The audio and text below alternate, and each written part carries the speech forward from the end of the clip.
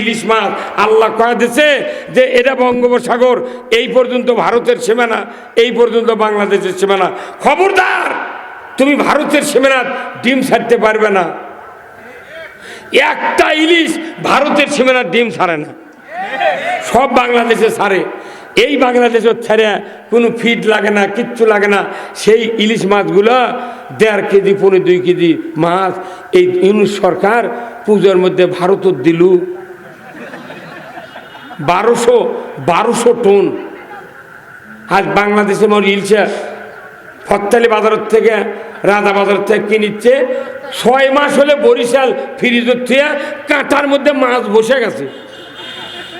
এমনি জাটকা খাচ্ছে বাঙালি, আর বড় বড় মাছ খেলো মুদি। এই কথা কি মিয়া, রাজত্ব যদি আল্লাহর না হয় কোন জায়গার শান্তি নাই। বেগম খালেদা জিয়ার জন্য দোয়া করি আমরা। 27 দিন আমি দোয়া করছি। এবার কি আর হাসপাতালে ভর্তির থেকে শুরু করে আমরা দোয়া করি, আল্লাহ 3 বারের প্রধানমন্ত্রী, আল্লাহ তুমি তাকে সুস্থ করে আমাদের মাঝে ফিরে দাও। কারণ এই প্রধানমন্ত্রী বাংলাদেশের কোনো আলেম ওলামার হাতে হ্যান্ডকাপ লাগায় নাই, কোনো কড়া বক্তৃতা দেয় নাই, রাগ করে কোন মানুষের সাথে কথা বলে নাই। সেই মানুষের জন্য আমরা দোয়া করি। আর ওর খেলে দলের লোক কছে যে জিয়ার জানাজার যে লোক হয়েছিল তার চেয়ে বেশি লোক হবে খালেদা জিয়ার জানাজা, মরেইনি দিক। আমরা করছি বাঁচার দোয়া, ওই মানুষের হিসাব করছি। কি তাজ্জব কথা লিখলে না, হ্যাঁ কথা কি? আমার তো মেজাজ খারাপ হতে দেখা হতো। প্রধানমন্ত্রী যখন শেখ হাসিনা ছিল, ওই যে শিক্ষা প্রতিমন্ত্রী ছিল না কুড়িগ্রামে, আবার বক্তৃতা করছে, মোনাজাত করছে, আল্লাহ আল্লাহ ওই বঙ্গবন্ধু জাতির জনক শেখ মুজিবুর সাহেবের ফ্যামিলি সহ সবাইকে জাহান্নামের উচ্চ মর্যাদায় জায়গা দাও। আবার বাগমারা হুজুর বক্তৃতা করছে, 15 আগস্টে দোয়া করছে, আল্লাহ বঙ্গবন্ধুকে যারা গুলি করে হত্যা করেছে তাদেরকে জান্নাতের উচ্চ মোকামে স্থান দাও। বুঝতে পারেননি কি দোয়া করছে? ওর কি মাথা ঠিক আছে? এগুলা আল্লাহ মুখ দিয়ে বার কর। তখন আমি খালি করছি আমিন। ঠিক। আবার শেষ সময় হাসিনা কষে একদিন যে আল্লাহ যারা বাংলাদেশের সাথে বিদ্রোহী করতেছে, যারা বাংলাদেশের মানুষকে শান্তি দেয় না, তাদেরকে তুমি ক্ষমতার থেকে সরিয়ে দাও। তখনও করছি আমিন। ওই দোয়া করতে আমি করছি আমিন। হ্যাঁ গেছে কাম, কারু দোষ নাই, ওরই দোষ। কথা কর না কেন? এগুলো আমরা শুনি, আমরা বক্তৃতা করি, না শুনে করি না ময়না। তো এই দেশে সব আছে, খালি অভাব আল্লাহর আইনের। বাংলাদেশে আল্লাহর আইন কায়েম হোক আপনারা চান? একটা বার চান? কারা কারা দেখিয়ে দেন, হাত তোলেন তো। ওই যে মাপলালা হাত তোলেন, ওই মাপলালা ফর্সা করে। হ্যাঁ আনন্দ আনন্দ থাকেন। হ্যাঁ হ্যাঁ হ্যাঁ, মার হাবা।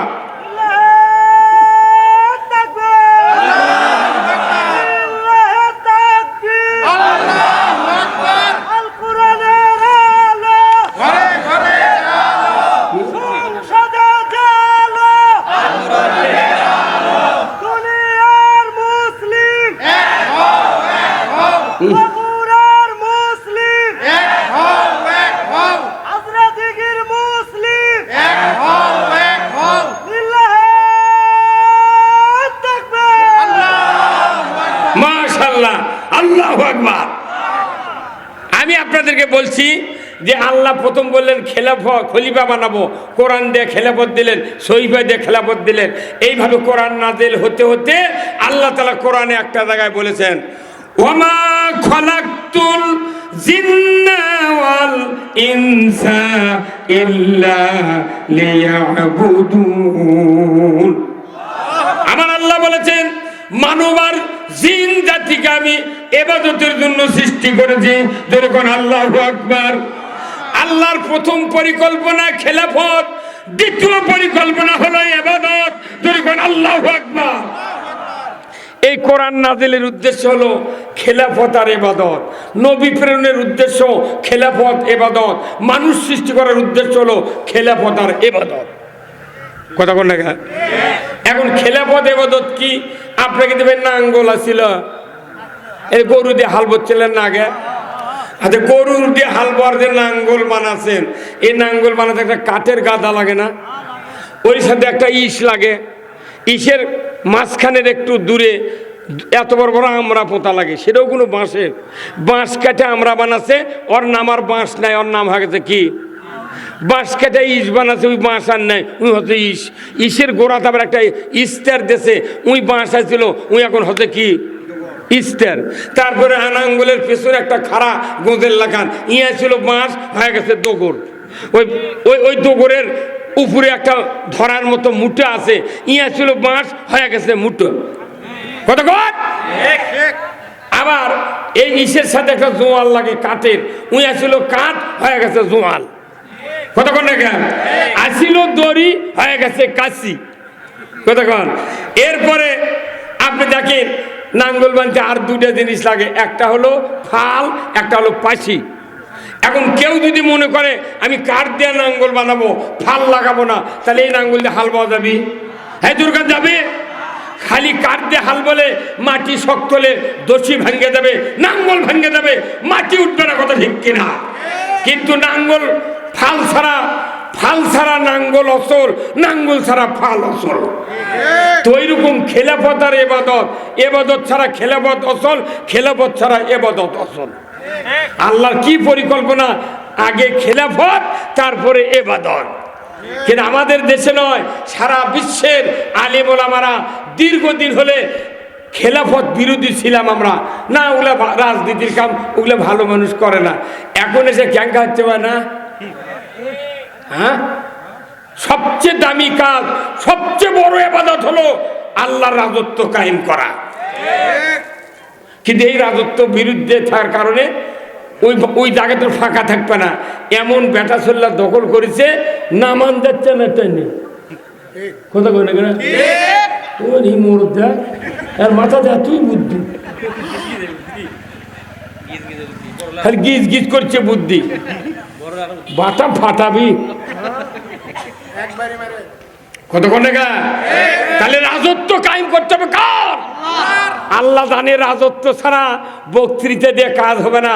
যদি বক্তৃতা দিয়ে কাজ হতো, আমার রসুল সাফা মারওয়া, জাবালে সুর, জাবালে নূর, কত জাবালে রহমত, এইগুলি পাহাড়ের চূড়ায় উঠে যদি বক্তব্য দিতেন, লাখ লাখ শ্রোতা হতো।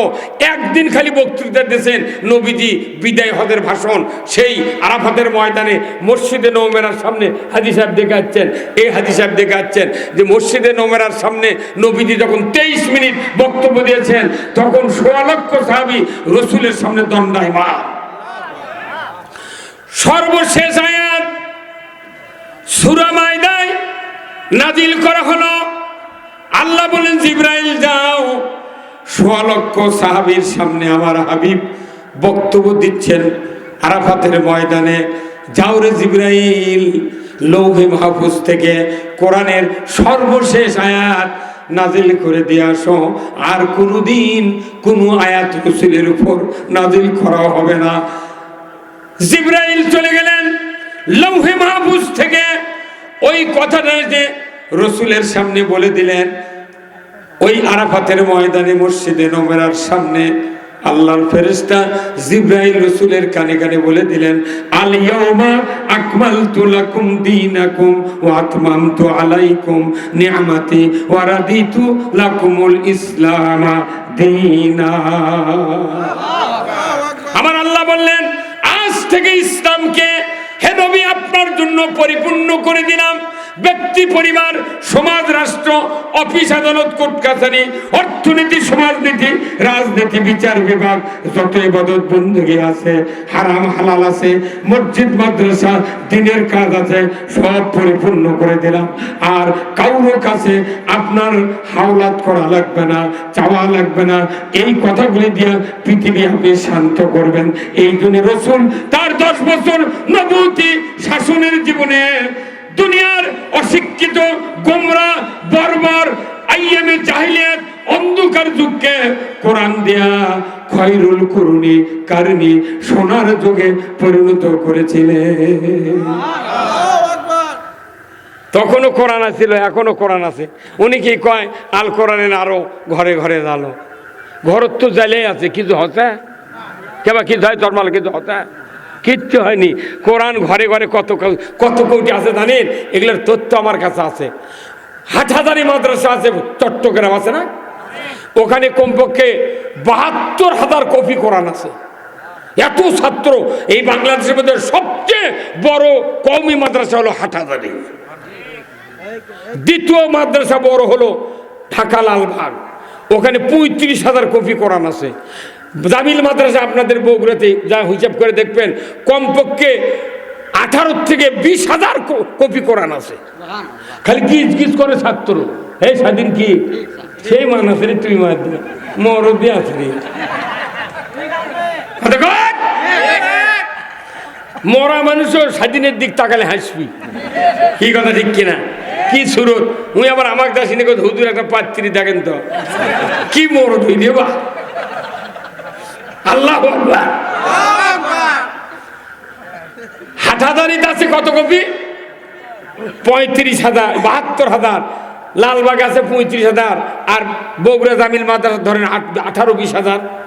পোরশা আছে একটা মাদ্রাসা, সেদিন মাহফিল করে আসলাম, কমপক্ষে ১২,০০০ কপি কোরআন আছে। বাংলাদেশে এগুলো বড় বড় মাদ্রাসায় কোরআন আছে। আরো মাদ্রাসা আছে ৯০,০০০। ৯০,০০০ মাদ্রাসা, একটা করে মাদ্রাসাত কমপক্ষে ১,০০০, ১,৫০০, ৫০০, ৭০০ করে কোরআন নাই ভাই। প্রত্যেকটা মসজিদ আছে ৫,১২,০০০ মসজিদ আছে। যাই নতুন মসজিদ তাতে ১০ কপি কোরআন আছে। ঢাকা বয়তুল মুকাররমে কমপক্ষে ২,০০০ কপি কোরআন আলমারি লাল হয়ে গেছে। একটা এমপি মন্ত্রী জীবনেও পড়ে দেখেনি ওটি, গ্যারান্টি দেন গোল্ডেন পেনে। কোন এমপি কোন মন্ত্রী জীবনে বয়তুল মুকাররমে একদিন বসে থেকে এক পাতাও পড়েনি। ওটি লাল হয়ে যাচ্ছে। তাহলে সারা বাংলাদেশে কত কোটি কোরআন আছে। এরপরে তবলিগের লোক আছে ২,৪,০০,০০০। এদিকে প্রত্যেক তবলিগের লোকের বাড়ি কোরআন আছে, আছে না? তাহলে মসজিদে আছে, মাদ্রাসাতে আছে, তবলিগের লোকের পীর আছে ২০,০০০। ২০,০০০ পীরের বাড়ির কমপক্ষে ২ কপি করে কোরআন আছে। তাহলে পীরের আবার জাকের আছে ৩ কোটি, এরকের জাকেরকের বাড়িতে কোরআন আছে। বাংলাদেশে বক্তা আছে ১.৫ লাখ। ১.৫ লাখ বক্তার বাড়িতে আমার বাড়িতে ৬টা তাফসির আছে। তাহলে প্রত্যেকটা বক্তার বাড়িতে কত হাজার আছে কোরআন, কতক্ষণ? তার এরপরে হাজি আছে ২৫,১১,৯৭৪ জন হাজি আর হাজারনি। প্রত্যেকটা হাজির বাড়িতে কোরআন আছে। যাই মূর্খ হাজি পড়বে পারে না, তার বইয়ের কাছে আছে কতক্ষণ গা। আচ্ছা, বাংলাদেশে আমি দেখেছি যার বাড়ির ৩টা ছেলে, ৪টা ছেলে, 5টা ছেলে, এমনও বাড়ি আছে 6টা ছেলে। 6টা ছেলের 6 বইয়ের কাছে কোরআন আছে 6 কপি, শাশুড়ির কাছে 1 কপি। তাহলে কত হলো? গড়ে 5টা ধন্য সারা বাংলাদেশ মিলে 5টা কোরআন থাকলে এক বাড়ির গড়ে তাহলে 5টা কোরআন। যে বাড়িতে 100টা বাড়ি আছে যে গ্রামে, তাহলে কয়শো কোরআন? 500। তাহলে ৬৮,০০০ গ্রাম, ৪,৫০০ ইউনিয়ন, তারপরে ৪৬০টা উপজেলা, ২৫০টা হলো পৌরসভা। কোটি কোটি কোরআন আছে রে, কিছুই লাভ নেই। খালি একটা কোরআনের সংসদে গেলে দেশ পানি, দেশ কি পানি।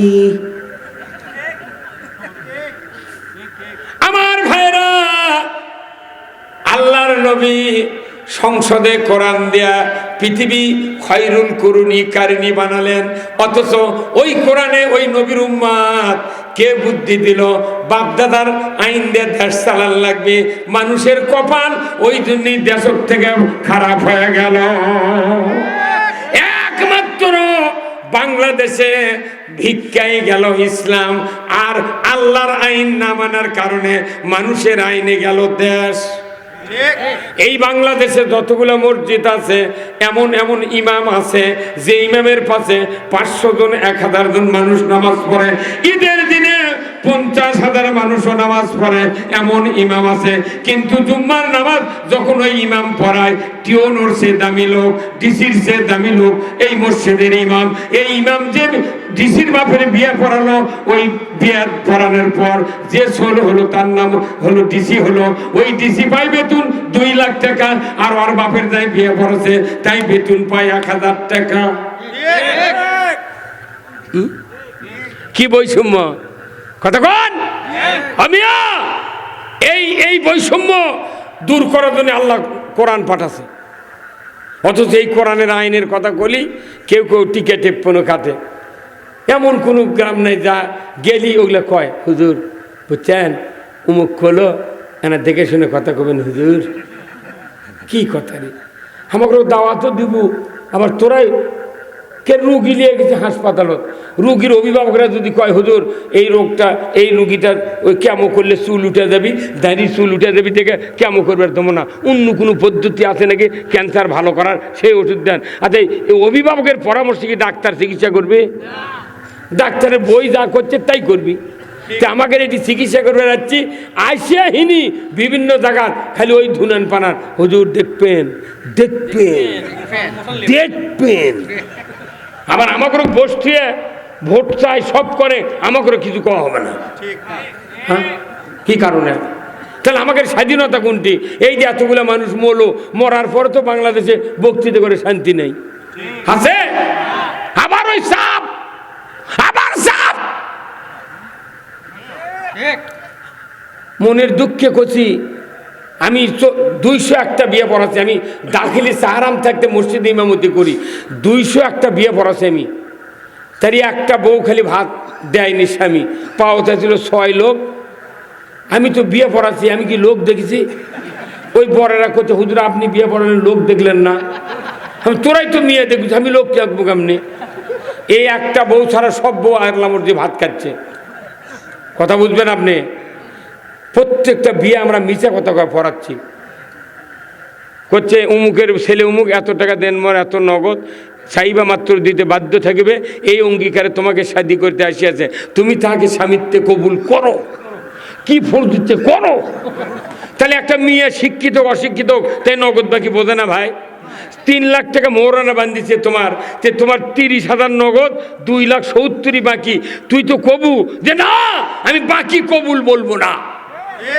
তাহলে ওই বরের পালসারও মিস, দুপুরে খাওয়াও মিস। এই নুনগোলা ইউনিয়নের যদি 10টা বর যদি মেয়ে মানুষ মহিলা ওই বউগুলো যদি বলতো যে বাকি কবুল বলবো না, 10টা বর ফিরে গেল উনি। 11 নম্বর বর যাই বিয়ে করলেন এটি, তাই করলো নি আব্বা 2 শতক জায়গা ওই যে নুনগোলা বাজারের নয়নজলি আমাকে বেচে টাকা দাও, আমি টাকা ছাড়া বিয়ে করবে যাবো না, কারণ মেয়ে মানুষের ঝাড়ি খাওয়া যাবে না। কে এটা আল্লাহর আইন, এটা আল্লাহর আইন। মোহরানা বাকি, এমনও মানুষ আছে হজ করে আসছে লাখ লাখ টাকা খরচ করে আজও বইয়ের মোহরানা শোধ করেনি, কি লাভ? অথচ যে বাপ বেঁচে থাকি তার কলিজার টুকরা মেয়েকে একজন বরের হাতে জামাইয়ের হাতে বাকি দিল, ওই বাপ যদি কুরবানির হাটে একটা গরু লিয়া যায় 1.5 লাখ টাকা দাম হয়, এখন সাবানের পর করছে চাচা তুমি 50,000 টাকা নাও, আর যখন তোমার 1 লাখ টাকা দরকার তুমি আমার বাড়ির থেকে আনো। ওই মেয়ের বাপ কি গরু বাকি দিবে, খাসি বাকি দিবে, ভেড়া? তুই গরু খাইছি ভেড়া বাকি দিল না, তুই আমার একটা জান্নাতি নিয়ামত কলিজার টুকরা 18 বছর পাইলে তুই একটা মেয়ে তুই কৃষক বাটপার হাত বাকি দিলু রে? এই না প্রত্যেকটা জায়গাত খালি উল্টো, কয়টার চিকিৎসা করবেন আপনি? বাপ হাজি বেটাক বিয়ে দিয়েছে, পালসার দিয়েছে শ্বশুর, আমান তোর বেটার বউ বেটা উদল করে লিয়া হুন্ডত করে লিয়া পায়ের উপর পাও দিয়া খুরা লাগ স্যান্ডেল পাওয়া যাচ্ছে, ঘাটার মেটক লাগতে চলে যাচ্ছে। আর উই যা জুম্মাত সুবহানা রব্বিয়াল আলা করছে, তোর আলা কে শোনেরা? তোর বেটা কর পাইছে এই পর্দা ছাড়া একটা দিন তুই বেটা তুই হুন্ডত তুলতে পারবো না। আপনার স্ত্রীকে আপনি হুন্ডত করে নিয়ে দেবেন, আপনার সওয়াব হবে, কিন্তু উলঙ্গ করে নিয়ে যাওয়া যাবে না। আমি দেখেছি আমার বাড়ির কাছে পাকা রাস্তা, মেয়ে মানুষ হুন্ডত তুলি হুন্ডে কোন জোরে যায়, হুন্ডা পাতলা হয় বলে আরে। আর এই জায়গাতে খ্যারের বন্দির যদি আগুন ধরে কেউ দৌড় মারে ধোঁয়া বাড়ে না, খালি চোখের আগ দিয়ে সিলমিল হয়ে চলে যাচ্ছে, ওই তাকিয়ে আছে এই দিক। এই পৃথিবীতে পর্দা কায়েম যদি না হয় কারো ইবাদত কবুল হবে না। তখন না অনুরোধ করছি, আপনারা যারা স্বামী আছেন নিজের স্ত্রীকে পর্দাতে রাখবেন। মা বোনদেরকে বলছি, আমি লাস্টে একটি কথা বলবো, আপনার স্ত্রী যদি জান্নাতি বানাতে পারেন আপনিও জান্নাতে যাবেন। যেরকম আল্লাহ আকবার। বেঁচে থাকতেই জান্নাতে যেতে হবে, এটা আল্লাহর নির্দেশ। মরার পর দুনিয়ার কোন মানুষ জান্নাতে যাওয়ার কামাই করতে পারবে না। কিন্তু আমরা করছি মই লেগে জান্নাতে যাবো, পাগল। বাঁচে থাকতে জান্নাত কেনা লাগবে কার কথা? অনেক দূর চলে গিয়েছি। আমার আল্লাহ বলছেন খেলাফত আর এবাদত, খেলাফত নাই এবাদত আছে, অচল এবাদত। এবাদত আছে খেলাফত নাই, খেলাফত অচল।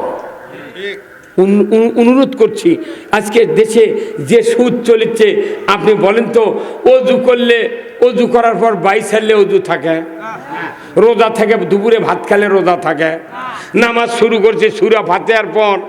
এখন জাহাঙ্গীর ভাই নামাজ পড়ছে, সূরা ফাতিহা করার পর কেরায়াত শুরু করবে। এর মধ্যে জাহাঙ্গীর ভাইয়ের বেটা বলেছে আব্বা, আব্বা তো কয় না আব্বু, একবার ফুবু কোটা কিচ্ছে আব্বু। বলছে আব্বু উত্তর পাড়ার দলিল আমাকে গরু খরচ নিয়ে যাচ্ছে। তখন জাহাঙ্গীর ভাই নামাজের মধ্যেই করছে, বাবা ওই দলিল ওখানে দেরি করবার ক, আমি নামাজ পড়ে বাড়াই, আর নামাজ থাকবে। তাহলে নামাজ ভঙ্গের কারণ জানলেন, অজু ভঙ্গের কারণ জানলেন, রোজা ভঙ্গের কারণ জানলেন। ইমান কবে ভাঙ্গিয়া করতোয়া দিয়া, শিলা দেবীর ঘাট দিয়া, যমুনা মেঘনা গোয়ালন্দর ঘাটত দেয়া, বঙ্গোপসাগর দেয়া, ভারত মহাসাগরে চলে গেছে, উনি এখনো টুপি মাদের দিয়ে ঘুরতেই।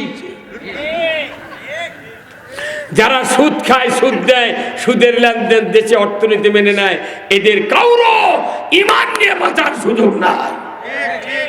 সব ইবাদতের আগে সুদ হারাম করতে হবে দেশে। যে ক্ষমতায় যাও সুদ হারাম করো। আজকে কোথায় মুসলমান? সুদের মধ্যে একটা অপরাধ চলিচ্ছে, আর আমরা জুম্মা যা আল্লাহু আকবার, বাপরা আল্লাহর ওলি। আমি কুড়িগ্রাম মাহফিলে গেছিলাম এইবারে, একটা মাদ্রাসার সুপার এসে আমার কাছে বসলো, বড় বড় লেকচার মারবে লাগলো, বুঝছেন? আমি বললাম হুজুর আপনি কি করেন? কই আমি মাদ্রাসার সুপার। তে আপনি আল্লাহর আইনের পক্ষে আছেন না বিপক্ষে? করছে হুজুর পক্ষেই আছি, কিন্তু জামাতের ওই রোকন হবার পারছি না। কে? করছে বাধা। কেন?